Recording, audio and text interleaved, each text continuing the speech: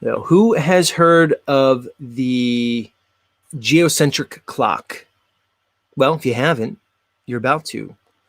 If you look around this world, you find in many of the major cities something called a geocentric clock.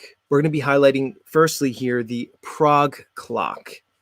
Yet more evidence that the ancients knew much more about the skies than we give them credit for, and much more about the nature of this world than we give them credit for. Astrolabes were designed for a geocentric universe, and they are as accurate as the path of the luminaries themselves. This is a geocentric clock based on the Earth being the center of the universe, not the sun like we are. All right, first thing, Earth is the center of the universe. For any of you newbies out there, that might be tough to wrap your head around. It's a tough one to try to get your mind around, like this idea that like you're important, that you mean something. You're not just a cosmic accident. Like we are told by mainstream science. This is the oldest working geocentric astronomical clock displayed in Prague. They recently changed it and added a globe, but the So here's what these assholes did. They took this ancient, beautiful, elegant timepiece that has existed for, who knows, I guess hundreds of years at this point, and they removed the map that was in there, and they put in a globe version. But the mechanism inside is still geocentric. You can still find many examples without a fake globe. Just type geocentric clocks.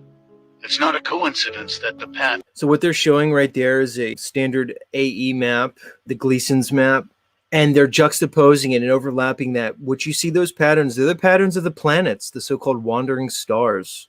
They seem to make this beautiful configuration as they move over the Earth. Path of the planets, aka wandering stars, are an exact match to the Gleason's map and the fact Gleason was a flat earther. It wasn't just Gleason who did. Funny, the guy who came up with the most accurate map that's used by all militaries and commercial navigation companies, this Gleason, yeah, he was a flat earther. The map that you see displayed right here is they say the 1587 Urbano Monti map, which preceded the Gleason's map by some 300 years. You see a North Pole at the center, and then you see the so-called Antarctica as the circumference of this world. If you examine this map closer, you'll also find that they depict land at the North Pole, which you do not see in this current Earth, or at least the maps. They just show a bunch of water and sometimes ice, but no land in the North Pole.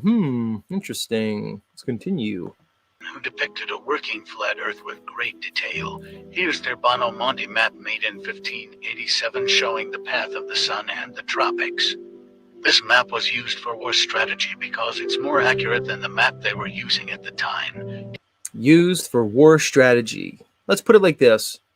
If you're gonna like engage in war where like things matter, where people are dying and you're trying to preserve your nation or your culture, and you need to use a map, what are you gonna do? You're gonna use some bullshit Mercator projection map? Are you gonna use a globe? Can you see it yet? This is the Rups Nigra, aka the North Pole, and it's the real reason your compass points north. This is the location of the Some people think there is a magnetic lodestone, sometimes called the Rupus Negra, that actually is the reason compasses point north. Not some supposed, conjectured, and made-up magnetic field around a globe. The real Mecca. Look at the resemblance to iron filings being manipulated by a magnetic field. Check these Mercator maps, the one he made at the top and the one they changed and used today at the bottom. Like I said, the original Mercator that he himself made, the maps that are used, they're still called Mercator maps. They're just called Mercator projection maps. That's the one we all grew up on, the one everybody knows. What is this gentleman telling you here? He's saying that the original Mercator map had land at the North Pole and the Rupus Negra mountain. So let me get this straight. His map is so accurate that we use it today, but he just somehow added fanciful lands that don't exist, where now today we just see nothing at the North Pole. Give me a break. Wake up. You see, we live inside the most beautiful clock ever to be made. This is what the globe lie is hiding from you because clocks cannot make themselves.